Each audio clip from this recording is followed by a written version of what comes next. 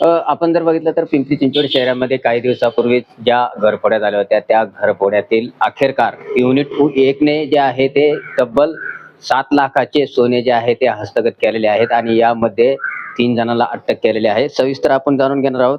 जर आपण बघितलं तर पिंपरी चिंचवड शहरामध्ये गेल्या काही दिवसात अनेक घरफोड्या ज्या आहेत ते झालेल्या होत्या आणि त्यामध्ये आता जे युनिट 1 आहे या युनिट 1 ने सांगवी आणि निगडी असे 2 गुन्हे जे आहे ते उघड केलेले आहेत. आपण जर बघितलं तर यामध्ये 16 नोव्हेंबर रोजी पेट्रोलिंग दरम्यान जे उपनिरीक्षक शिवानंद स्वामी व पोलीस हवालदार देवा राऊत हे मार्शलवर त्या असताना गस्तीवरती असताना त्यांच्या बातमीदाराच्या मार्फत जे आहे त्यांना माहिती मिळाली आणि त्या माहितीच्या आधारे यांनी सापळा रचला आणि त्या सापळ्यामध्ये जे आहे ते आरोपीला ताब्यात घेण्यात आलं आणि ताब्यात घेतल्यानंतर त्यांची सखोल चौकशी केली असताना त्यांनी जे आहे ती गुन्ह्याची कबुली दिल्याचं या ठिकाणी आपल्याला पाहायला मिळते.